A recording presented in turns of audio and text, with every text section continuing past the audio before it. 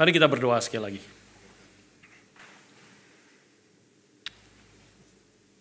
Saya ajak kita berdoa bersama-sama, bersyukur untuk anak-anak yang Tuhan berikan kepada kita. Bersyukur untuk apa yang kita dengar hari ini, akan firman Tuhan yang anak-anak kita boleh dengar, pelajari, menghafalnya, menyimpannya dalam hati mereka. Kita doakan mereka bertumbuh menjadi anak-anak yang takut akan Tuhan, yang ketika dewasa nanti, besar nanti, Tuhan boleh pakai hidup mereka menjadi alat di tangan Tuhan, memuliakan Tuhan dan mengalami hidup yang berkelimpahan di dalam Tuhan. Mari kita bersyukur bersama-sama dan mendoakan anak-anak kita. Bapa kami di surga, kami ingin bersyukur Tuhan untuk anak-anak yang Kau berikan kepada kami, anak yang Kau percayakan kepada kami. Mereka adalah milik-Mu yang Kau percayakan untuk kami kasihi, didik, dan bangun hidup mereka di dalam Tuhan, mengajarkan mereka kebenaran firman. Kami bersyukur hari ini boleh mendengarkan bagaimana anak-anak menghafal akan firman, mengerti dalam hati mereka. Tuhan, kami berdoa biarlah firman Tuhan yang sudah mereka hafal, mereka juga boleh sungguh-sungguh semakin mengerti ketika mereka dewasa nanti. Semakin mereka besar, mereka boleh mencintai akan firman-Mu, dan hidup mereka boleh Tuhan pakai menjadi alat di tangan Tuhan yang menjadi kemuliaan bagi nama-Mu dan menjadi berkat yang besar bagi umat Tuhan dan sukacita yang berlimpah-limpah di dalam Tuhan, di dalam hidup mereka. Terima kasih Bapa, kami bersyukur untuk hari ini dan untuk semua anak-anak yang Kau percayakan. Dan kami saat ini juga ingin membaca dan merenungkan firman Tuhan. Kiranya Roh-Mu yang kudus yang memberkati dan memimpin setiap kami, sehingga firman benih yang baik itu boleh tertanam dalam hati kami dan bertumbuh menghasilkan buah yang Tuhan kehendaki. Terima kasih Bapa, kami berdoa menyerahkan waktu pembacaan dan perenungan firman Tuhan ke dalam tangan Tuhan. Kau berkati dan pimpinlah setiap kami. Dalam nama Tuhan kami Yesus Kristus kami bersyukur dan berdoa. Amin. Mari kita buka firman Tuhan dari 1 Petrus pasal yang pertama. Kita melanjutkan eksposisi kita dari 1 Petrus yang baru dimulai minggu lalu. Dan kita sekarang melanjutkan ke ayat yang ketiga dan yang keempat. 1 Petrus 1, kita membaca ulang ayat 1 dan 2. Saya akan baca ulang dan kita baca bersama-sama ayat 3 dan yang keempat. 1 Petrus 1, ayat 1 dan 2 saya bacakan dan 3, 4 kita baca bersama-sama. Dari Petrus, Rasul Yesus Kristus kepada orang-orang pendatang yang tersebar di Pontius, Galatia, Kapadokia, Asia Kecil, dan Bitinia, yaitu orang-orang yang dipilih sesuai dengan rencana Allah Bapa kita, dan yang dikuduskan oleh Roh, supaya taat kepada Yesus Kristus dan menerima percikan darahnya. Kiranya kasih karunia dan damai sejahtera makin melimpah atas kamu. 3 bersama-sama. Terpujilah Allah dan Bapa Tuhan kita, Yesus Kristus, yang karena rahmat-Nya yang besar telah melahirkan kita kembali oleh kebangkitan Yesus Kristus dari antara orang mati, kepada suatu hidup yang penuh dengan pengharapan, untuk menerima suatu bagian yang tidak dapat binasa, yang tidak dapat cemar, dan yang tidak dapat layu, yang tersimpan di sorga bagi kamu. Saudara sekalian, minggu lalu kita telah memulai seri khotbah dari 1 Petrus dengan melihat akan identitas orang Kristen di dalam dunia ini. Ya, kita memikirkan apa artinya kita sebagai orang Kristen, itu yang disebut sebagai pendatang atau perantau di tengah-tengah akan dunia ini. Yaitu waktu kita mengerti kita sebagai perantau atau pendatang di dalam dunia ini atau pilgrim, sojourners, ya, di dalam dunia ini, maka kita mengerti bahwa berarti kewarganegaraan kita yang utama adalah di sorga. Ini hal yang pertama. Kewarganegaraan kita adalah di sorga, bukan di Australia, bukan di Indonesia, bukan di Malaysia, ataupun di negara apapun di dalam dunia ini. Kewarganegaraan kita yang utama adalah di sorga. Yang kedua, kita bahas undang-undang utama atau konstitusi kita yang utama adalah Alkitab. Ya, dan bukan Undang-Undang Dasar 45. Ya, bukan konstitusi dari Australia. Undang-undang kita, konstitusi kita yang utama adalah Alkitab yang memimpin kita, membentuk kita, mengarahkan akan seluruh hidup kita. Dan yang ketiga adalah kita sudah membahas juga bahwa raja kita, waktu kita mengerti kita sebagai pendatang di dalam dunia ini, artinya raja kita yang pertama dan yang utama adalah Kristus. Dia adalah raja kita yang pertama dan yang terutama yang harus kita taati. Artinya raja kita bukanlah Perdana Menteri Albanese di Australia, bahkan bukan Jokowi, meskipun dia banyak kebaikan, ya. Tetap dia bukanlah raja, penguasa yang utama dalam hidup kita. Apalagi Daniel Andrew. Nah, itu semua orang setuju kayaknya. Dia bukanlah raja, penguasa utama di dalam hidup kita. Tapi Kristus yang harus kita taati, dialah raja utama. Dia disebutkan, mengapa kita harus mentaati 10 hukum? Karena dia adalah pencipta kita. Dia adalah penebus kita. Dia adalah Tuhan kita. Dan yang terakhir adalah kita membahas bahwa artinya menjadi pendatang berarti kerinduan kita yang utama adalah harta sorgawi. Bahwa kerinduan kita yang utama haruslah kita berdoa bahwa kerajaannya datang, bahwa kehendaknya jadi di bumi seperti di surga. Itulah kerinduan kita yang utama sebagai pendatang di dalam dunia ini. Kerinduan kita yang utama bukanlah harta dunia ini, apa yang dikejar oleh dunia ini, karena dunia dengan segala nafsunya akan lenyap. Tetapi semua orang yang melakukan kehendak Tuhan akan ada hidup untuk selama-lamanya. Saudara sekalian, menyadari identitas kita sebagai pendatang atau perantau di dalam dunia ini adalah sesuatu yang sangat penting, yang sangat krusial bagi kita. Saya teringat pada waktu saya mendapatkan PR, sudah cukup lama, berapa belas tahun yang lalu. Maka kemudian orang mulai bilang, wah Pak Budi udah dong, sudah PR, permanent residence, berarti tidak akan pindah-pindah, sudah permanen gitu ya. Lalu saya jokingly, saya bercanda, saya bilang, enggak, saya tetap TR kok, saya tetap TR. Masa tetap TR? Ya saya maksudnya tetap temporary residence di dalam dunia ini. Ya, kita tetap temporary residence. Dimanapun kita berada, ada kesadaran itu, ada kesadaran kita sementara di dalam dunia ini. Temporary residence. Meskipun di mana-mana tempat Tuhan tempatkan kita, kita perlu menjadi berkat, kita perlu berkarya, perlu bekerja, menjadi saksi Tuhan, memberitakan Injil, memuridkan, jadikan segala bangsa murid kita, mendirikan mesbah, itu hidup daripada Abraham. Dia pergi kemana-mana. Umat Tuhan sepanjang sejarah itu menyadari akan kesadaran itu. Menyadari dia adalah pendatang, dia adalah sojourner, pilgrim di tengah-tengah dunia ini. Abraham terus pergi dari tempatnya, dipanggil oleh Tuhan, dan dia pergi ke berbagai tempat, dan belum sampai, tidak pernah sampai masuk ke tanah yang Tuhan sediakan bagi dia. Dia harus meninggal, tetapi sepanjang perjalanan itu, Abraham mendirikan mesbah, mendirikan mesjid di mana Tuhan memimpin dia, ada pekerjaan Tuhan di itu, dia mendirikan mesbah, menyatakan kemuliaan Tuhan, memuji, beribadah kepada Tuhan, menyatakan Tuhan telah bekerja memimpin saya sampai hari ini. Dan dia berjalan lagi, dan Tuhan bekerja lagi, menyatakan kuasanya, Tuhan memanggil, memberikan firman, memberikan mungkin juga ujian ketika dia akhirnya harus menyerahkan anaknya yang tunggal yang dia kasih, Ishak itu.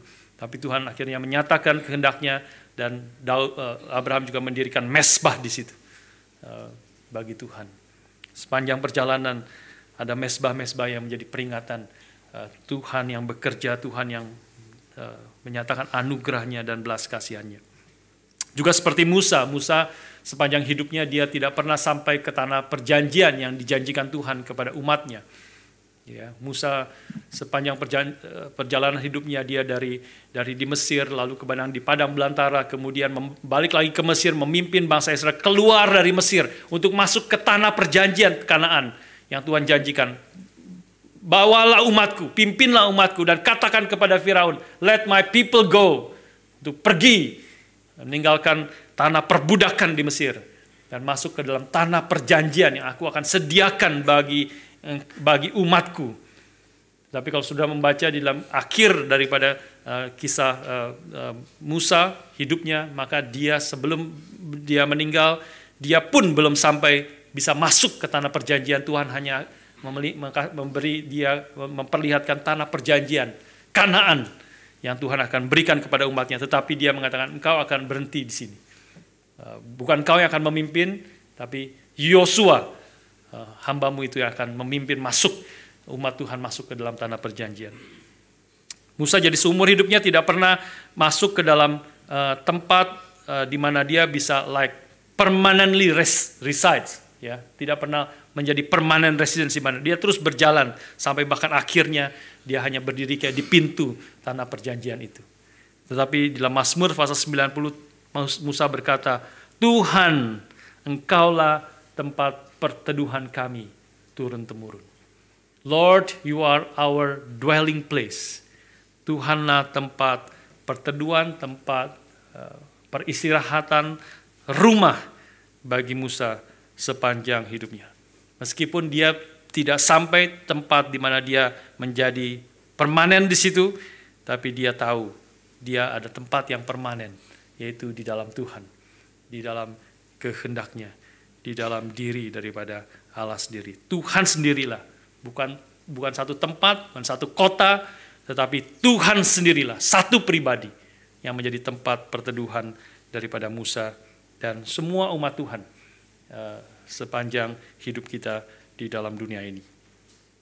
Saudara sekalian, kita juga sudah membahas bahwa yang membuat kita menjadi pendatang di dalam dunia ini adalah karena kita telah dilahirkan kembali oleh Allah.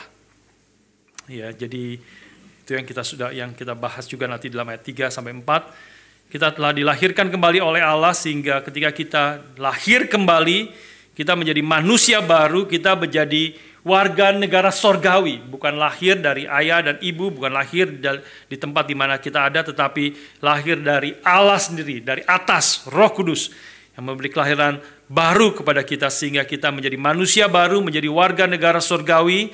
Dan inilah yang akan kita bahas dan renungkan lebih dalam di dalam ayat yang ketiga dan yang keempat kita baca tadi. Itulah yang menjadi fokus dari dua ayat ini yang kita renungkan bersama-sama. Saya bacakan sekali lagi bagi saudara sekalian, sudah coba perhatikan di sini.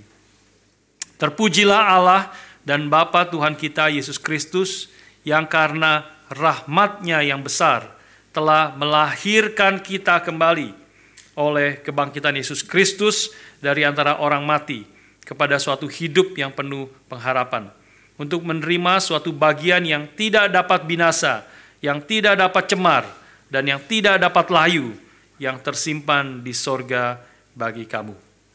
Ya, jadi ini kalau sudah melihat ini fokusnya ada beberapa aspek di sini, tetapi fokusnya adalah bicara tentang kelahiran baru, ya, kelahiran kembali. Jadi ini adalah pertama dia berbicara tentang rahmat Allah yang besar. Rahmat Allah yang besar adalah sumber daripada kelahiran kembali yang dialami oleh setiap anak-anak Tuhan yang disebut sebagai pendatang di dalam dunia ini. Bersumber dari rahmat Allah yang besar. Ya. Dan kebangkitan Kristus yang terjadi di dalam sejarah adalah satu fakta yang memungkinkan kelahiran kembali itu bisa terjadi.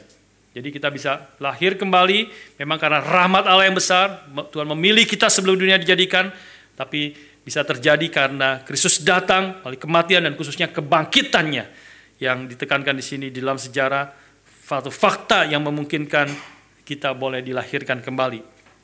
Dan kita dilahirkan kembali untuk kehidupan yang penuh pengharapan akan warisan yang tidak dapat binasa. Dan ini adalah akibat atau reward daripada kelahiran kembali bagi semua orang yang telah menjadi warga negara sorga, yang adalah milik Tuhan, menjadi anak-anak Allah. Karena itu kita akan menerima warisan, karena kita adalah anak-anak Allah, menerima warisan sorgawi yang telah dijanjikan oleh Tuhan di dalam Kristus. Saudara sekalian, pagi ini saya ajak kita merenungkan akan hal ini, ya, tentang kelahiran kembali. Apa itu kelahiran kembali? Dan bagaimana kita tahu bahwa kita sudah dilahirkan kembali, ya. Dan sehingga kalau kita mengerti kita adalah termasuk orang-orang yang sudah dilahirkan kembali, maka kita juga termasuk orang-orang yang akan menerima warisan yang kekal, warisan yang tidak dapat binasa, warisan yang tersimpan di sorga, yang tidak dapat layu, yang tidak dapat cemar, yang Tuhan sudah sediakan bagi semua anak-anaknya. Saya akan memberikan pertama definisi apa itu kelahiran kembali. Saya ambil definisi ini dari seorang teolog bernama Anthony Hoekema. Ya, secara singkat bicarakan tentang apa yang disebut sebagai kelahiran kembali. Kelahiran kembali itu atau regeneration di dalam Reform Theology disebutnya sebagai regeneration adalah pekerjaan Allah Roh Kudus, secara khusus Allah Roh Kudus yang mempersatukan seseorang yang dilahirkan kembali itu dengan Kristus. Ya, ketika mempersatukan kita dengan Kristus, kemudian mengubah hati mereka, orang yang telah dipersatukan itu, sehingga mereka yang dulunya mati secara rohani menjadi hidup secara rohani. Dan kemudian orang yang telah hidup secara rohani itu akan mampu dan mau bertobat dari dosa, percaya kepada Injil Yesus Kristus, dan melayani Tuhan. Nah, ini definisi yang secara simple diberikan oleh Anthony Hoekema. Jadi kelahiran kembali itu ada beberapa aspek. Yang pertama adalah tentang ini adalah pekerjaan Allah Roh Kudus itu sendiri. Ya, di dalam ayat yang tadi kita baca ini bicara tentang ini adalah pekerjaan Allah. Terpujilah Allah Bapa Tuhan kita Yesus Kristus yang karena rahmat-Nya yang besar telah melahirkan kita kembali. Ya, ini semata-mata karena rahmat-Nya yang besar. In His great mercy, He has given us new birth. Ya, ESV menegaskan, in His great mercy, God has caused us to be born again. Dialah yang menjadi penyebab. Dialah, ini adalah pekerjaan Allah. Ini semata-mata karena rahmat Tuhan yang besar yang menjadikan kita lahir kembali dan menjadikan kita hidup. Yang tadinya mati di dalam dosa sekarang hidup di dalam Kristus. Saudara sekalian, ini poin yang pertama perlu ditegaskan bagi kita sekalian, karena sebagian orang bisa salah mengerti bahwa kelahiran kembali itu adalah akibat kita percaya kepada Kristus. Ya. Karena memang secara fenomena, secara luarnya itu sepertinya itu yang terjadi. Orang yang menjadi orang Kristen, percaya dan lahir kembali itu kadang-kadang dimengertinya waktu kita mendengar firman dari apapun, membaca firman, mendengar khotbah, dan majority sebenarnya orang mendengar khotbah, mendengarkan firman Tuhan diberitakan kepada dia. Pada waktu kita orang mendengar khotbah, mendengar firman, lalu dia sadar akan dosanya, menyadari akan kasih Tuhan yang begitu besar, maka dia kemudian percaya kepada Kristus, beriman kepada Kristus, dan seolah-olah ketika dia percaya, beriman, baru dia menjadi orang Kristen. Ya, kita secara umum mengatakan, saya kemudian lahir kembali saat itu, waktu saya percaya kepada Kristus. Jadi kadang-kadang kita bisa salah mengerti bahwa karena kita percaya kepada Kristus, maka kita kemudian bisa lahir kembali. Tapi pertanyaannya sebenarnya adalah, kalau kita mengetahui pengajaran Alkitab bahwa kita semua orang-orang yang semua sejak Adam jatuh dalam dosa, maka semua orang, semua manusia, saudara dan saya yang adalah keturunan Adam, yang Adam mewakili kita semua sudah mati bersama-sama dengan Adam. Ya, kita mati di dalam dosa. Efesus pasal yang kedua mengatakan kita adalah orang-orang yang sudah mati di dalam dosa-dosa kita. Lalu pertanyaannya, bagaimana orang yang mati itu bisa berespons kepada panggilan Tuhan? Bagaimana orang yang mati itu bisa percaya kepada Kristus? Percaya itu adalah respons kita. Kita beriman, kita percaya. Tapi bagaimana orang yang mati secara rohani itu bisa berespons kepada Tuhan? Maka Reform Theology menekankan, bukan karena engkau percaya bahkan engkau mengalami kelahiran baru. Tidak, tetapi karena rahmat Tuhan yang besar, Allah yang telah bekerja terlebih dahulu. Ketika Injil diberitakan, Allah bekerja, Allah Roh Kudus secara spesifik, bekerja di dalam hati manusia, membukakan pikiran manusia, bekerja dalam hati manusia secara misterius yang kita tidak mengetahui bagaimana roh Allah itu bekerja. Tetapi yang pasti adalah, sekali lagi, dia yang menghidupkan manusia yang sudah mati di dalam dosa, sekarang dihidupkan. Itu semata-mata pekerjaan Allah Roh Kudus, sehingga kita orang yang sudah mati dalam dosa itu sekarang dibangunkan kerohaniannya, boleh mengerti akan kebenaran firman, boleh digerakkan hatinya sehingga dia bisa berespons dan percaya kepada Kristus. Jadi inilah yang mau ditegaskan pertama-tama bahwa kelahiran kembali adalah pertama-tama adalah pekerjaan Allah Roh Kudus karena rahmat-Nya yang besar. 1 Yohanes 5 ayat yang pertama misalnya menegaskan juga kebenaran ini. Di dalam ESV menulis bahwa everyone who believes that Jesus is the Christ has been born of God. Jadi setiap orang, kalau sudah baca Indonesia nggak begitu jelas, setiap orang yang percaya kepada Kristus lahir dari Allah. Nah, nggak jelas yang mana duluan nih. Setiap orang percaya kepada Kristus lahir dari Allah. Nggak jelas ya. Tapi kalau sudah membaca bahasa paling sedikit Inggris atau bahasa Yunaninya, maka sudah akan mengetahui dengan jelas. ESV menegaskan tensisnya dengan jelas di situ. Ya, karena Indonesia kayak nggak ada tensis kan. Saya kemarin makan, hari ini makan, besok makan, semuanya makan sama. Kalau tensisnya berubah kita tahu ini kapan terjadinya sebenarnya. Ya, everyone who believes itu presence. Setiap orang yang percaya kepada Kristus sekarang percaya that Jesus is Christ has been born of God, telah lahir dari Allah Roh Kudus. Jadi jelas percaya kepada Injil Kristus adalah akibat dan bukan sebab dari pekerjaan Allah yang melahir barukan kita. Ya, faith is the fruit, not the root of being born again. Jadi Injil yang diberitakan kepada kita, Roh Kudus bekerja secara misterius, lahir barukan kita, sehingga kita boleh percaya kepada Injil. Orang bisa percaya, setiap orang yang percaya kepada Kristus, dia telah lahir dari Allah. Telah lahir dari Allah. Nah, inilah yang kita boleh tegaskan di dalam poin yang pertama. Dan hal ini akan semakin jelas kalau kita mengerti keadaan kita sebelum dilahirkan kembali. Seperti tadi saya katakan, sudah mati di dalam dosa kita. Tetapi Efesus pasal yang kedua, tetapi kemudian ditegaskan di dalam ayat yang keempat dan yang kelima. Ayat yang keempat dan kelima ditegaskan sekali lagi setelah ayat yang pertama, Efesus 2 menegaskan kita mati di dalam dosa-dosa kita. Maka ayat yang keempat, yang kelima, Paulus mengatakan, tetapi Allah yang kaya dengan rahmat, mirip sekali ya dengan 1 Petrus tadi, yang kaya dengan rahmat yang karena rahmatnya yang besar. 1 Petrus mengatakan, oleh karena kasihnya yang besar, ditambahkan di situ, yang dilimpahkannya kepada kita, telah menghidupkan kita bersama-sama dengan Kristus. Sekali lagi kebangkitannya dihidupkan bersama-sama dengan Kristus yang telah dibangkitkan itu. Ya.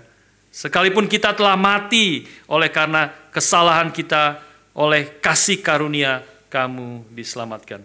Jadi ini semata-mata karena rahmat Tuhan yang besar, karena kasih-Nya yang besar, karena kasih karunia engkau diselamatkan. Meskipun dulu engkau telah mati di dalam dosa-dosamu, sekarang telah dihidupkan bersama-sama dengan Kristus. Saudara sekalian, mungkin sebagian saudara kemarin sempat nonton akan coronation daripada King Charles. Ya, saya nggak sempat nonton, tapi saya tadi pagi sempat baca beritanya.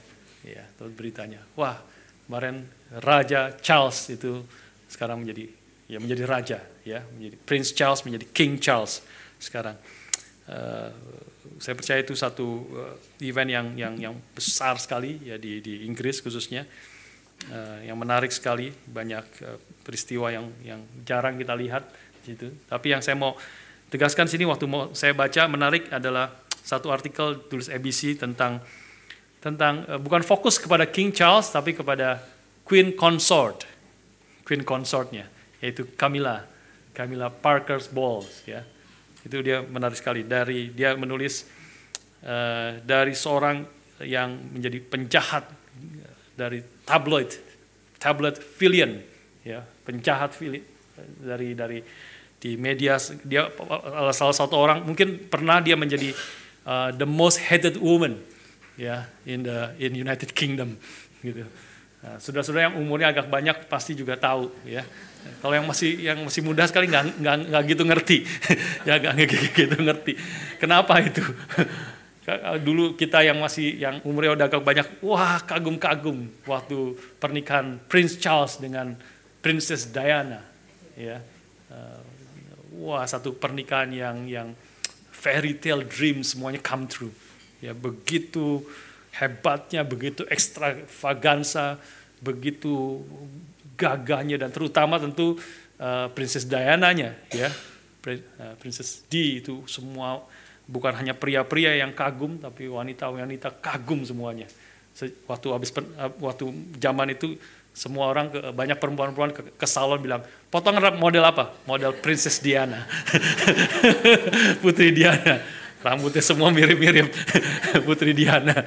Ya, salah satu perempuan yang paling cantik, ya, tapi sangat susah hidupnya. Sangat kasihan sekali. Ya, salah satu wawancara mengatakan, dia mengatakan, susah sekali pernikahan kita, terlalu there are three of us in this marriage, is too crowded. Wah, kasihan sekali. Memang, tapi tanpa disadari sebenarnya waktu dia ngomong itu, sebenarnya dari sudut pandang kekristenan is quite true sebenarnya. Saya kemarin di beberapa minggu yang lalu di premarital counseling saya mengatakan itu sebenarnya benar juga mereka yang apa yang dikatakan. Ada 3 di dalam pernikahan, setiap orang Kristen itu ada 3 pribadi, bukan 2. Ya, tapi bukan another woman atau another man, tapi adalah Kristus, ya, yang adalah dia pusat daripada pernikahan kita. Suami istri harus naik, bertumbuh ke arah Kristus. Ketika kita bertumbuh, suami bertumbuh ke arah Kristus, suami istri bertumbuh ke arah Kristus, pasti makin dekat, seperti segitiga. Kalau kita makin jauh dari Kristus, pasti makin jauh juga kitanya. Tapi kalau kita makin bertumbuh ke arah Kristus, pernikahan, kedekatan, suami istri itu juga semakin dekat. Ada 3 di dalam pernikahan kita, memang 3 pribadi.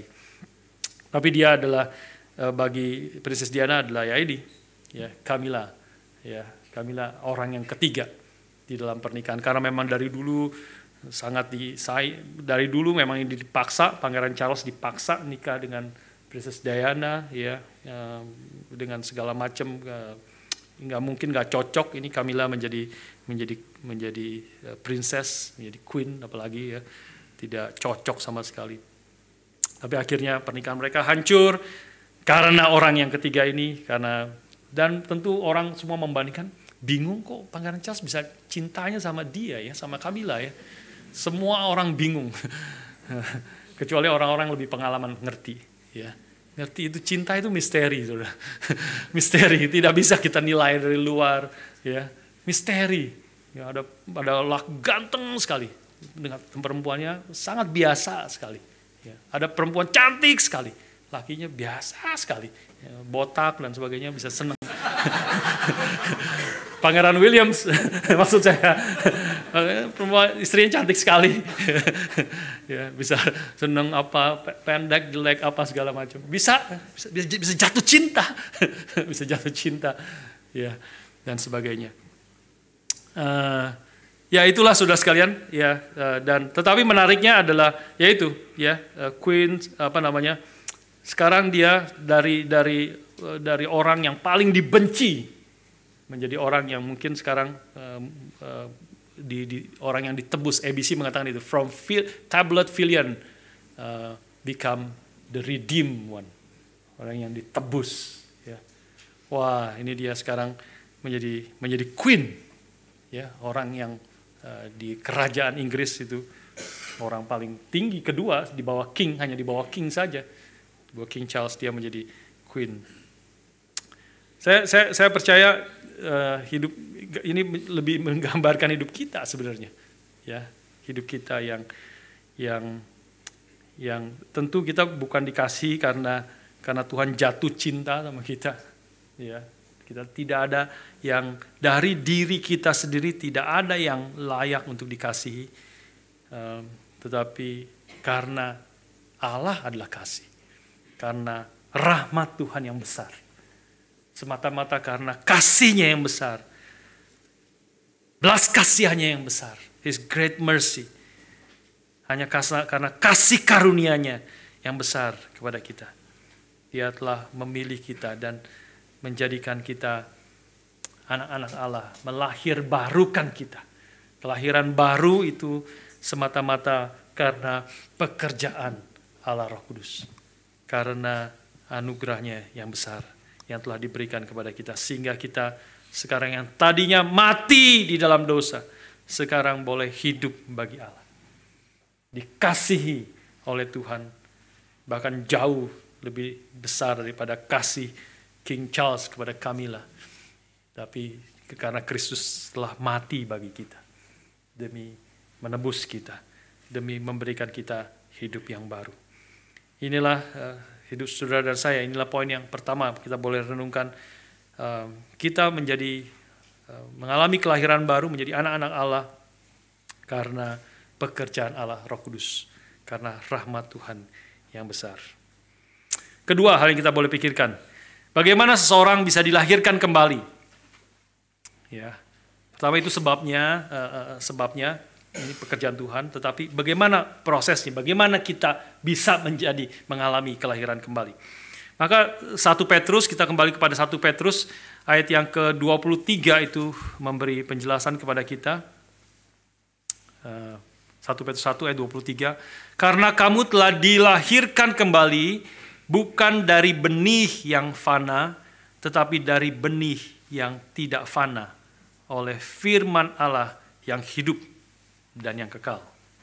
Ya, terus kemudian bagian yang terakhir, ayat 25 bagian yang terakhir, dikatakan inilah firman yang disampaikan Injil kepada kamu. Atau mungkin lebih tepatnya adalah inilah firman yang adalah Injil yang disampaikan kepada kamu. Ya, inilah firman yang adalah Injil yang disampaikan kepada kamu. Jadi, saudara sekalian, bagaimana seseorang, saudara dan saya bisa dilahirkan kembali? Kalau Paulus berbicara tentang iman muncul dari pendengaran akan firman Kristus, firman Kristus diberitakan, maka orang bisa beriman, percaya kepada itu. Tetap Petrus tarik lagi ke belakang sedikit, selangkah lebih ke belakang. Kita juga lahir kembali melalui firman yang hidup. Jadi memang melalui firman yang hidup yang kekal, firman yang diberitakan kepada kita, Injil yang diberitakan kepada kita. Ketika manusia mendengar akan Injil itu, maka selain manusia bisa berespons dan percaya kepada Kristus seperti Paulus katakan, maka ada yang terjadi sebelumnya. Bahwa firman itu sendiri yang melahirbarukan kita. Ya, ketika seorang mendengar Injil, Roh Kudus bekerja dan menanam benih akan kelahiran baru itu sendiri. Itulah yang disebut sebagai oleh Canon of Dort. Canon of Dort mengatakan the gospel is the seed of regeneration. Nah, ini menarik sekali. Ya, Injil itu adalah benih dari kelahiran kembali. Itu adalah benihnya yang harus orang dengar, harus orang terima, harus kita hamba-hamba Tuhan, anak-anak Tuhan memberitakan akan Injil itu, memberitakan Injil yang sejati. Nah, ketika Injil diberitakan, Injil itu adalah benih yang ditaruh di dalam hati daripada manusia yang mendengarnya, dan Roh Kudus mengerjakan. Benih yang ditanam itu akan menghasilkan hidup yang baru, the seed of regeneration. Tentu artinya benih itu harus ditabur. Ada yang menabur, bahkan ada yang menyiram. Paulus mengatakan, aku menanam, Apolos menyiram. Tetapi Tuhanlah yang memberi pertumbuhan. Hanya Tuhan yang memberi pertumbuhan, yang memungkinkan orang yang mendengar Injil, kemudian bisa berespons, percaya kepada Injil, dan mengalami akan kelahiran kembali. Atau sebaliknya, secara urutannya, Tuhan bekerja, memberikan hidup yang baru, sehingga kemudian dia boleh percaya kepada Tuhan. Inilah sesuatu yang kita boleh pikirkan bersama-sama, betapa pentingnya Injil itu harus diberitakan. Saudara dan saya dipanggil untuk memberitakan Injil. Dan kadang-kadang kita sering kagum mendengar bagaimana orang-orang yang sudah bertahun-tahun, berpuluh-puluh tahun hidup di dalam dosa, tidak mengenal Tuhan, dan kemudian diundang oleh orang Kristen datang di dalam kebaktian, kebangunan rohani, di dalam kapin, ya, kebaktian pembaruan iman nasional. Mereka mendengar firman, mendengar Injil yang sejati diberitakan, kuncinya di situ. Yang diberitakan harus Injil yang sejati. Karena Injil itu adalah kekuatan Allah yang menyelamatkan setiap orang yang percaya. Roma pasal yang pertama menegaskan kepada kita. Harus Injil yang sejati. Kalau Injil yang palsu, maka itu bukan benih akan kelahiran kembali.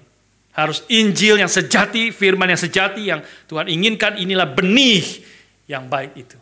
firman yang baik itu. Sehingga ketika kita kagum ketika Injil diberitakan, orang di dalam yang sudah bertahun-tahun hidup dalam dosa, berpuluh-puluh tahun hidup tidak mengenal Tuhan, mereka di dalam 45 menit, di dalam 1 jam mendengar Injil, hidup mereka bisa berubah. Ketika mereka percaya beriman kepada Tuhan.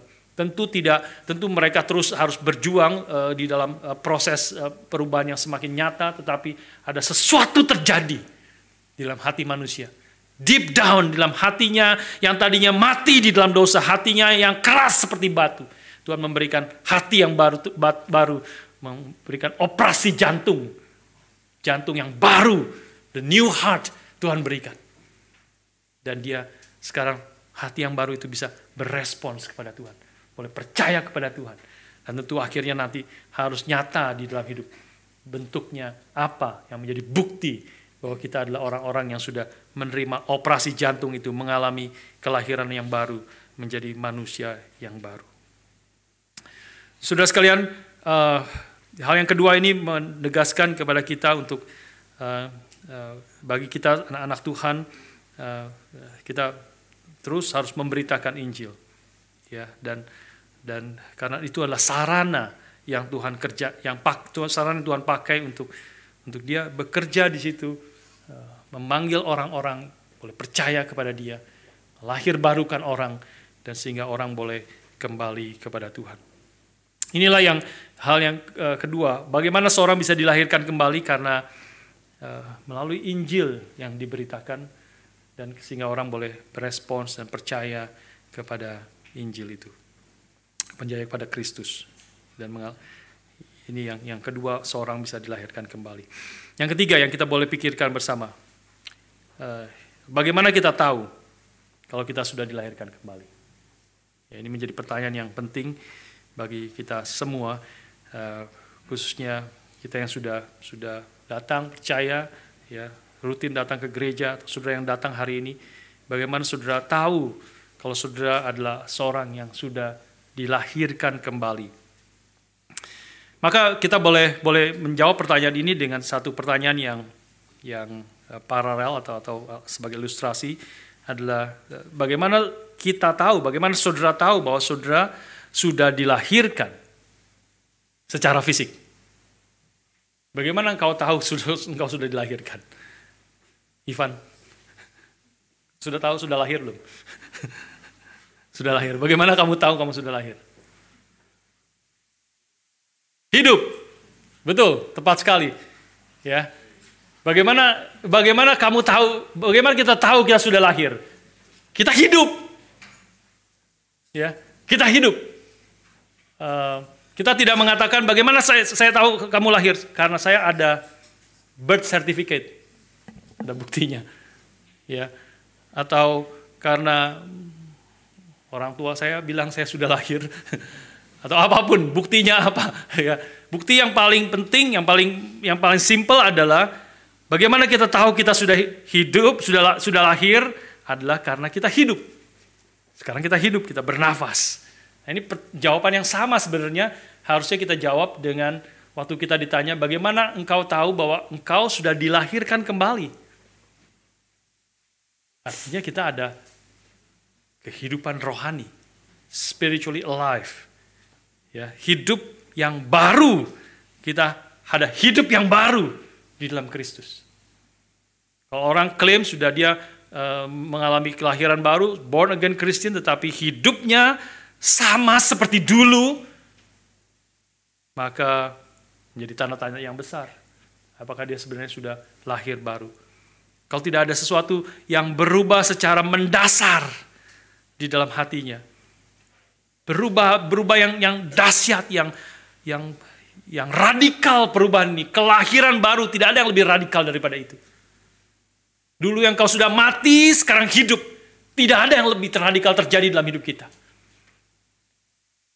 Dulu mati di dalam dosa, sekarang hidup di dalam Kristus. Maka perlu ada bukti, ada ciri-ciri. Ya, seorang yang hidup. Apa ciri orang yang memiliki hidup yang baru di dalam Kristus? Tadi sebenarnya sudah sedikit disinggung bahwa boleh kita katakan orang yang sudah lahir kembali adalah orang yang mampu dan mau percaya kepada Kristus. Ya. Mampu dan di dalam definisi itu mampu dan mau percaya kepada Kristus. Yohanes 1 ayat 12-13 mengatakan demikian. Yohanes 1, 12-13. Tetapi semua orang yang menerimanya diberinya kuasa supaya menjadi anak-anak Allah, yaitu mereka yang percaya dalam namanya. Yaitu, boleh dijelaskan, orang yang percaya dalam nama itu orang yang seperti apa? Orang-orang yang diperanakan bukan dari darah atau daging, bukan pula secara jasmani oleh keinginan seorang laki-laki, melainkan dari Allah. Ini menegaskan ayat 13 ya. Orang yang dilahirkan kembali adalah orang, ini bukan keinginan manusia, bukan keputusan manusia, tetapi ini adalah kehendak Allah. Dilahirkan oleh Allah karena rahmatnya yang besar, karena anugerahnya yang besar. Dia lahir kembali pekerjaan Tuhan, tetapi orang yang lahir kembali ini dia akan percaya, dia mau dan mampu, diberikan kemampuan untuk percaya kepada Kristus. Tapi semua orang yang menerimanya, menerima Kristus, diberinya kuasa menjadi anak-anak Allah, yaitu mereka yang percaya di dalam namanya. Jadi sekali lagi ini mau ditegaskan, inilah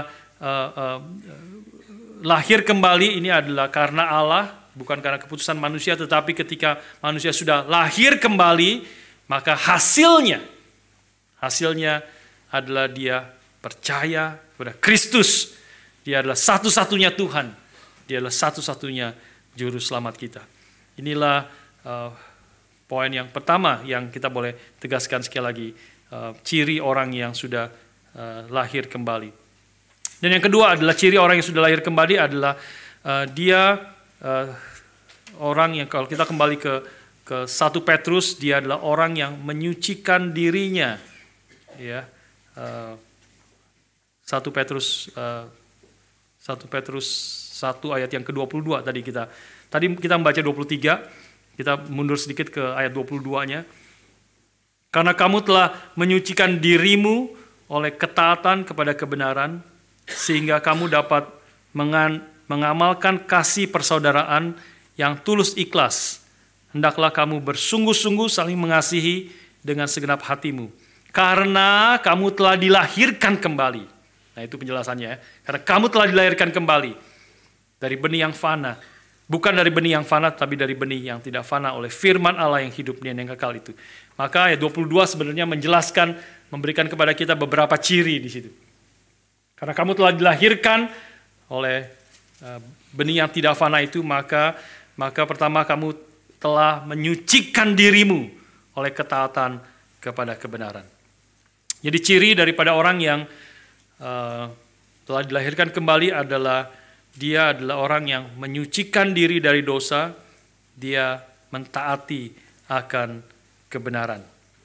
Ya, ini sangat mirip dengan 1 Yohanes 3 ayat yang ke-9 dan 10, saya bacakan bagi saudara. 1 Yohanes 3 ayat yang ke-9 dan yang ke-10. Sudah boleh juga buka bersama-sama dengan saya. 1 Yohanes 3 ayat yang ke-9 dan yang ke-10 mengatakan demikian. Setiap orang yang lahir dari Allah, sekali lagi ya, ini tema yang penting, lahir dari Allah, born again, born of God. Setiap orang yang lahir dari Allah tidak berbuat dosa lagi, sebab benih ilahi tetap ada di dalam dia, dan ia tidak dapat berbuat dosa karena ia lahir dari Allah. Nah, ini terjemahan yang bisa bahaya sekali. Ini terjemahan, ini kesalahan yang cukup fatal. Kesalahan yang cukup fatal di dalam terjemahannya. Ya, kita terjemahan tidak inerrant, saudara. Terjemahan itu bisa ada salah-salahnya, dan kita harus compare dengan terjemahan yang lain dan khususnya ke dalam bahasa aslinya. Ya, maka kalau ini sudah mengerti secara kalimat ini saja, wah, kita semua belum lahir dari Allah. Kita semua belum mengalami kelahiran baru. Karena setiap orang yang lahir dari Allah tidak berbuat dosa lagi. Siapa yang sudah berhenti berbuat dosa?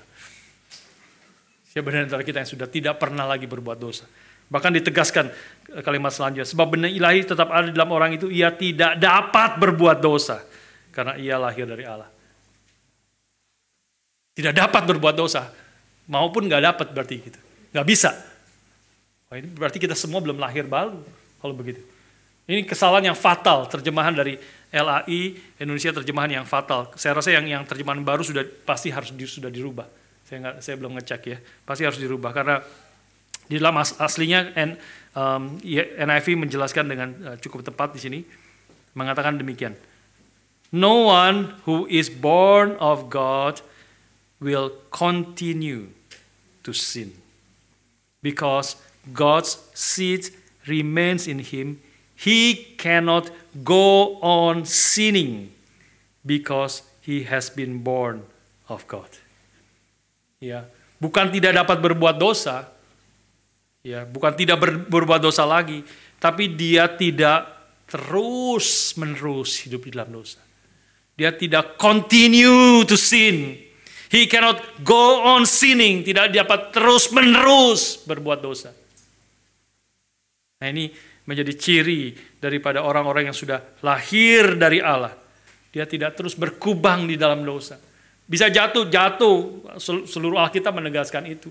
Seluruh Alkitab menceritakan itu. Kenapa saya bilang salah fatal? Karena akan bertentangan dengan seluruh kesaksian daripada Alkitab.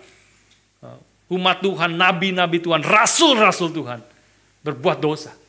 Mereka jatuh, mereka sudah lahir baru, tapi berbuat dosa lagi. Jatuh berbuat dosa. Ya, kita begitu banyak di dalam Alkitab menceritakan itu. Yang paling sering kita kutip, Daud berbuat dosa yang sangat spektakuler, dosa yang besar sekali. Dia berzina, dia membunuh. Ya, Petrus menyangkali Kristus 3 kali, bersumpah dia tidak mengenal Tuhan dan sebagainya. Ada orang-orang rasul, nabi berbuat dosa. Tuhan menegur nabi-nabinya. Tuhan mendisiplin akan rasul-rasulnya. Tuhan menegur akan anak-anaknya. Bisa berbuat dosa, jatuh dalam dosa. Tetapi orang yang lahir dari Allah tidak terus-menerus berbuat dosa. Tidak terus-menerus hidup di dalam dosa. Dia cannot go on sinning. Tidak bisa terus-menerus hidup di dalam dosa. Nah, ini menjadi ciri daripada anak-anak Tuhan. Anak-anak Tuhan yang sudah sungguh-sungguh mengalami kelahiran kembali. Biarlah ini menjadi tentu peringatan bagi kita. Kalau hari ini kebenaran ini menegur saudara, saudara rasa tertegur, ya, karena hidup di dalam dosa, bersalah. Kembali kepada Tuhan, bertobat. Itu adalah ciri, itu definisi orang yang sudah lahir dari Allah. Dia akan mampu dan mau juga bertobat dari dosa. Bertobat dari dosa, meninggalkan dosa, dan fokus kepada kebenaran. Tadi bicara tentang menyucikan diri dari dosa dan kepada ketaatan akan kebenaran.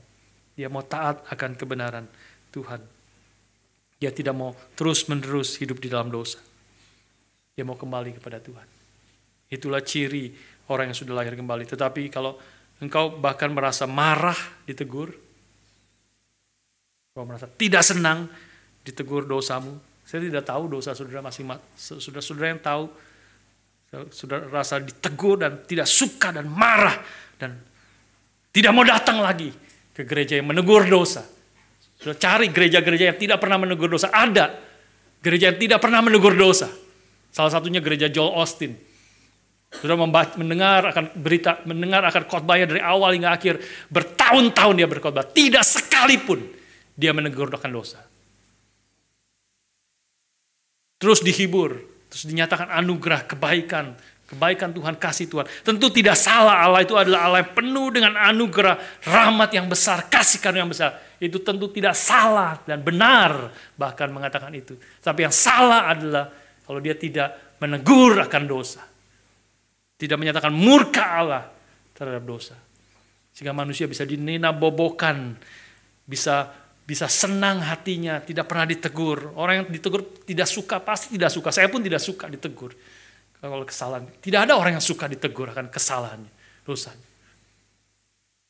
Tapi kalau kita anak-anak Tuhan yang sejati, kita tahu kita perlu ditegur, kita perlu dibongkar kesalahan kita. Karena itu justru salah satu ciri yang penting daripada anak-anak Tuhan yang sudah lahir kembali. Itu ciri yang penting bagaimana kita berespons kepada teguran akan dosa. Kalau ditegur justru menjadi marah dan tidak suka. Dan itu gereja yang begitu bahaya, banyak orang yang mendengar dan tidak pernah ditegur dosanya. Dan selalu merasa diri oke dan bagus dan sebagainya. Tidak pernah sungguh-sungguh mengalami pertobatan yang sejati. Padahal dengan tegas firman Tuhan menegaskan, no one is born of God will continue to sin because God's seed remains in him. He cannot go on sinning. Tidak dapat terus-menerus berbuat dosa karena dia telah lahir dari Allah. Kita memang belum sempurna, perjuangan kita sampai akhir, karena itu teguran akan dosa akan terus terjadi dan harus terjadi. Karena kita masih sering atau kadang-kadang kita jatuh di dalam dosa. Ada dosa yang kita tidak, mungkin sering dalam pengertian juga kita ada hal dosa-dosa yang kita tidak sadari. Mungkin sampai orang lain kena akibatnya, sampai orang lain, teman kita, saudara kita, istri kita, suami kita, anak-anak kita. Sudah anak-anak berdiri, membuat kita refleksi. Betulkah kita mencintai Tuhan, mengenal Tuhan, firman-Nya? Kita boleh ditegur oleh dosa dan kembali kepada Tuhan. Kalau kita berbuat dosa dan firman Tuhan menegur kita, maka itu adalah justru ciri orang yang sudah lahir kembali. Hatinya lembut, hatinya sadar aku berdosa, minta belas kasihan Tuhan. Itulah yang menjadi respons daripada Daud. Daud raja yang paling besar, yang paling berkuasa pada saat itu. Ditegur oleh Nathan, nabi yang sangat kecil, yang tidak berarti apa-apa. Langsung dengan satu kata bisa mati itu Nathan. Kalau Daud mau membunuh Nathan, yang menegur dia, menegur dengan keras. Kamulah orang itu.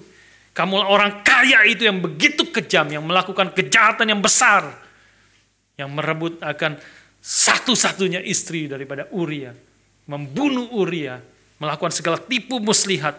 Engkaulah orang kaya yang kejam itu, yang merebut akan domba tetangganya yang hanya memiliki satu anak domba yang dia pelihara seperti putrinya sendiri. Engkau mengambilnya dan menyembelihnya, beri makan akan tamu-tamu yang datang. Engkaulah itu. Dan Daud yang begitu besar, raja Daud, dia hancur hatinya. Hancur hatinya. Karena dia sadar dia sudah berdosa kepada Tuhan.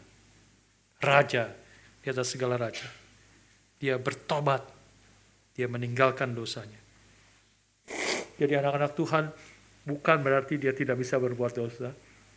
Tapi ketika dia berbuat dosa dan ditegur akan dosanya, sadar, dia segera sadar, segera bertobat, segera kembali kepada Tuhan dan hidup di dalam kehendak-Nya. Ciri yang lain, saudara sekalian. Ciri yang lain sebagai orang yang sudah lahir kembali adalah ini ciri yang mungkin terakhir ya sebelum kita tutup. Kembali kepada 1 Petrus mengatakan, maka dia adalah orang yang karena kamu telah menyucikan dirimu oleh ketaatan kepada kebenaran, sehingga kamu dapat mengamalkan kasih persaudaraan yang tulus ikhlas. Hendaklah kamu bersungguh-sungguh saling mengasihi dengan segenap hatimu. Ciri yang terakhir yang kita renungkan hari ini adalah ciri orang yang sudah lahir kembali adalah dia memiliki kasih yang sungguh-sungguh. Ya, kasih yang sungguh-sungguh, kasih yang tulus ikhlas, dan love one another deeply from the heart.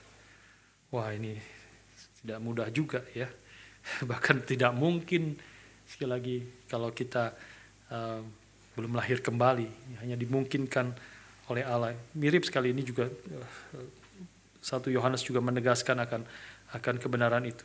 1 Yohanes 4 ayat yang 7 mengatakan kepada kita, saudara-saudara kekasih, marilah kita saling mengasihi, sebab kasih itu berasal dari Allah, dan setiap orang yang mengasihi lahir dari Allah dan mengenal Allah.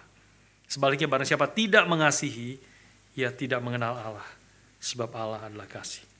Nah, ini mengasihi satu yang penting ya. Jadi ciri daripada orang yang telah lahir kembali adalah ia mengasihi deeply from the heart. Ini adalah bicara tentang kasih Kristus yang telah menyerahkan nyawanya bagi kita. Agape yang kata yang dipakai di situ. Kasih Kristus yang telah menyerahkan nyawanya bagi kita. Tentu ini sesuatu yang tidak mudah, bahkan tidak mungkin kita lakukan tanpa Tuhan terlebih dahulu melahirbarukan kita, tanpa hati kita disentuh oleh kasih-Nya yang begitu besar terlebih dahulu. Mengerti kasih Kristus, demikianlah kita harus mengasihi akan saudara-saudara kita. Mulai dari di dalam, mulai dari keluarga Allah, anak-anak Tuhan, mengasihi satu dengan yang lain, dan nanti meluas kepada orang-orang di sekeliling kita, pada orang-orang yang belum percaya. Kasih itu harus nyata, deeply from our heart. Saya mau encourage kita sekalian dengan satu kebenaran ya. Waktu kita pikir mengasihi itu, mengasihi ya bukan cuma basa-basi ya, tetapi mengasihi deeply from our heart. Mengasihi kelihatan berat, kelihatan tidak mudah. Tapi kalau kita melihat ajaran Paulus misalnya dalam Efesus pasal yang kelima bicara tentang konteksnya memang suami istri, tetapi bisa apply kepada kita semua. Maka Paulus di situ mengatakan, hai suami kasihlah istrimu seperti Kristus mengasihi jemaat dan telah menyerahkan nyawanya baginya. Tapi kalau saudara membaca kalimat selanjutnya, saudara akan mengetahui bahwa kasih yang begitu besar, yang perlu pengorbanan yang besar. Kalau kita mengasihi, pasti harus berkorban. Ya, pasti harus berkorban. Tidak ada kasih yang tidak berkorban. Kita mengasihi, apalagi orang yang sulit untuk dikasihi, pasti perlu pengorbanan yang besar. Ya. Tetapi saudara sekalian, kalau kita mengasihi seperti Kristus mengasihi jemaatnya, maka sebenarnya bukan hanya baik bagi orang yang kita kasihi, dan bukan hanya perlu pengorbanan yang besar dari kita, tapi juga ini adalah jalan yang terbaik bagi kita sendiri. Ini adalah jalan yang terbaik bagi kita sendiri. Ini terus dari saya sangat dibentuk juga oleh prinsip Christian hedonism, ya, Christian hedonism, bahwa di situ Tuhan Yesus sebenarnya menjelaskan bagi kita sekalian. Saya ajak kita buka deh ya, ayat yang terakhir, Efesus pasal yang kelima. Efesus pasal yang kelima. Efesus pasal yang kelima.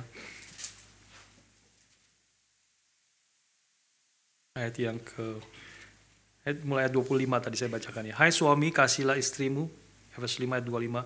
Hai suami kasihlah istrimu sebagaimana Kristus telah mengasihi jemaat dan menyerahkan dirinya baginya. Nah, kalimat selanjutnya ini penting.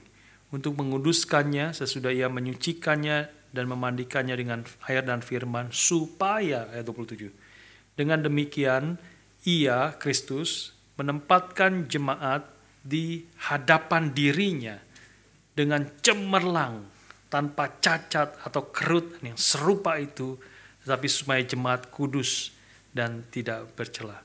Jadi Kristus menyerahkan nyawanya bagi jemaatnya karena kasihnya yang begitu besar, ya, untuk menguduskannya dan seterusnya. Ayat yang ke-27 kuncinya. And to present the church to himself. To present the church to himself as a radiant or as a splendor dalam terjemahan lain. As a radiant or a splendor church without stain or wrinkle or any other blemish but holy and blameless. Jadi Kristus tidak menginginkan jemaat yang jelek, yang cacat, yang penuh dosa, yang penuh kekotoran, dan sebagainya. Kristus menginginkan jemaat yang sempurna, a radiant and splendid church. Dan dia melakukan itu, mengasihi jemaatnya, menyerahkan nyawa bagi jemaatnya, supaya dia mendapatkan, to present the church to himself. Mendapatkan jemaat, mendapatkan mempelai wanita yang sempurna. Jadi waktu suami mencintai istrinya, dan seperti kita juga to some extent, to a great extent sebenarnya, kita mengasihi sesama kita deeply from our hearts, itu juga adalah untuk kesukaan kita. Kita sebagai satu tubuh Kristus, ketika kita mengasihi saudara kita, anggota tubuh yang lain deeply, kita sedang mengasihi diri kita sendiri. To present the church to himself. Untuk kebaikan dia, Kristus tidak mau mempelai wanita yang cacat celah, dia mau mempelai wanita yang cemerlang, yang sempurna untuk dirinya sendiri. Dan itu kemudian memang dijelaskan ayat ke-28. Demikian juga suami harus mengasihi istrinya sama seperti tubuhnya sendiri. Siapa yang mengasihi istrinya, mengasihi dirinya sendiri. Mengasihi dirinya sendiri. Itu yang berlaku juga. Biarlah menjadi dorongan bagi kita sebagai anak-anak Tuhan yang sudah sungguh mengalami kelahiran kembali. Ciri daripada kelahiran kembali adalah kita mengasihi orang lain deeply from our hearts. Kita fokus kepada mengasihi saudara seiman. Sebagai anggota tubuh Kristus, kita ada satu tubuh, keluarga Allah. Kita mengasihi saudara seiman, kita sedang mengasihi diri sendiri. Kita sedang melakukan kebaikan juga bagi diri sendiri. Karena kita satu tubuh. Dan kita bisa mengalami itu kalau kita saling mengasihi satu dengan yang lain. Seluruh tubuh, seluruh gereja menjadi penuh dengan sukacita, penuh dengan kehangatan, penuh dengan semangat untuk melayani satu dengan yang lain. Dan kemudian bersama-sama menjadi saksi Kristus di tengah-tengah akan dunia ini. Ketika kita saling mengasihi satu dengan yang lain. Ketika kita mengasihi saudara kita sedang mengasihi diri sendiri. Kita sedang melakukan kebaikan bagi orang lain. Berkorban untuk kebaikan orang lain. Kita sedang melakukan kebaikan bagi diri kita sendiri. Tetapi sebaliknya juga benar, bukan? Ketika kita tidak mengasihi, ketika kita membenci, kita melakukan kejahatan, kita menggosipkan orang lain, kita sedang menghancurkan diri sendiri. Bukan hanya tidak berkenan kepada Tuhan, tapi kita sedang juga melakukan sesuatu yang against ourselves. Karena kita adalah satu tubuh Kristus. Ketika kita adalah tubuh yang, itu artinya kita kena autoimmune disease. Autoimmune disease. Imun yang harusnya melindungi tubuh, dia menyerang tubuhnya sendiri. Dia akan merusak akan tubuhnya sendiri. Autoimmune disease. Dan akan merusak diri kita sendiri juga. Karena itu, biarlah kita sebagai anak-anak Tuhan, sebagai orang-orang yang telah menerima anugerah Tuhan yang besar, kita hari ini didorong, diingatkan, kita boleh saling mengasihi satu dengan yang lain. Seperti Kristus telah mengasihi jemaatnya. Dan untuk dengan tujuan menempatkan jemaat yang cemerlang, radiant, splendid church to himself. Bila ini mendorong kita untuk bersama-sama mengasihi, berjuang, karena itu bukan hanya untuk kebaikan orang lain, tapi juga untuk kebaikan diri sendiri. Dan untuk kemuliaan nama Tuhan. Dan sebagai penutup saya katakan kembali ke 1 Petrus, maka Petrus merangkai ini semua, bicara tentang kelahiran kembali dengan satu dalam rangka dia memuji Tuhan. Terpujilah Allah, kalimat pertama. Praise be to God and Father of our Lord Jesus Christ. Dia beritakan ini sebenarnya terus nanti sampai ayat yang ke-12, 1 Petrus 1 sampai ayat 1 sampai 12 banyak bicara tentang seperti doctrinal. Ya, tapi kita melihat sini sangat penting implikasinya bagi kita sekalian. Dan doktrinal artinya apa yang Tuhan sudah kerjakan pertama menekankan apa yang Tuhan sudah kerjakan bagi kita, dan karena itu Petrus di sini memuji Tuhan. Terpujilah Allah dan Bapa Tuhan kita Yesus Kristus. Dia menceritakan pengajarannya. Harap saudara juga boleh menangkap itu. Saya memberitakan firman kepada saudara di dalam rangka kita memuji Tuhan, kita bersyukur kepada Tuhan, kita meninggikan Tuhan, dan berterima kasih kepada Tuhan untuk segala kebaikan dan anugerahnya. Biarlah kita juga boleh datang, kita setiap minggu, khususnya minggu-minggu yang akan datang, masih melanjutkan akan 1 Petrus ini. Banyak pekerjaan Tuhan yang dilakukan. Kita datang dengan hati yang ingin memuji, menyembah Tuhan. Bukan hanya sudah mendengar kebenaran-kebenaran, tetapi kebenaran itu kemudian menggerakkan hati kita. Untuk kita, seperti kebenaran ini sudah menggerakkan hati Petrus. Nanti berkali-kali Petrus muncul kalimat-kalimat setelah dia memberitakan, menuliskan kebenaran-kebenaran itu, dia muncul, terpujilah Tuhan, mulia bagi Tuhan, ditinggikanlah nama Tuhan. Karena dia hatinya digerakkan, bukan hanya pikirannya dipenuhi oleh kebenaran Tuhan. Biarlah kita juga demikian. Biarlah ketika kita mendengar firman, kita bukan hanya menerima sebagai kebenaran-kebenaran yang penting, yang berharga, tetapi juga hati kita digerakkan untuk memuji, meninggikan Tuhan. Dan juga tentu ibadah kita seluruhnya. Seluruh ibadah kita adalah di dalam rangka, yaitulah ibadah kita menyembah Tuhan, memuji Tuhan, meninggikan Tuhan. Ya, karena itu saya mengencourage saudara-saudara jangan terlambat datang. Ya, mulai dari kita selalu setiap hari Minggu itu 9.30 mulai. 9.30 song leader akan berdiri di sini. Setiap kali hari Minggu, tidak akan telat. Ya, kecuali ada badai yang besar mungkin. Tetapi tetap akan mulai 9.30 akan mulai tank di sini. Ya, akan mulai. Jadi sudah datanglah sebelum itu. Ya, dan 9.20 yang latihan sudah selesai. Kita sudah siapkan, atur 9.20 sudah selesai. Tidak boleh ada lagi latihan. Jadi ada 10 menit sudah datang, masuk, persiapkan diri, tenangkan hati, dan datang mulai dari latihan, dan kemudian mulai beribadah kepada Tuhan. Memuji Tuhan, meninggikan Tuhan, dan kita harap semua yang melayani juga kita mempersiapkan dengan sebaik-baiknya. Sehingga kita boleh sungguh-sungguh beribadah kepada Tuhan. Beribadah bukan hanya datang ke gereja, bukan hanya mendengar firman, tapi kita juga datang untuk memuji, memuliakan Tuhan. Dan mendengar firman pun di dalam semangat ingin memuji, meninggikan Tuhan dari hati kita. Ya, harap kita boleh bersama-sama, kita akan dikuatkan waktu kita memuji, meninggikan Tuhan, nyanyikan puji-pujian yang begitu indah, yang begitu limpah, mengajar kita akan kebenaran firman-Nya, dan membawa kita sungguh-sungguh ke hadapan tahta Allah, untuk meninggikan, memuji Dia. Dan hidup kita akan dibangunkan. Kebenaran yang kita pujikan, kita nyanyi dari pikiran, dari hati, kita dibentuk hari lepas hari, minggu lepas minggu. Kita dibentuk oleh seluruh hal yang kita lakukan. Pengakuan iman kita, persembahan kita, doa-doa kita, itu dalam rangka kita memuji Tuhan, meninggikan Tuhan, yang karena rahmat-Nya yang besar, yang telah dicurahkan kepada kita sekalian.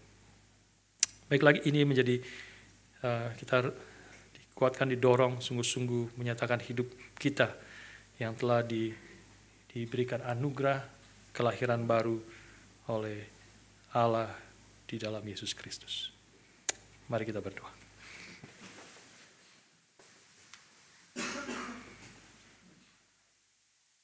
Dengan berdiri bersama-sama kita nyanyikan lagu Bapa Terima Kasih.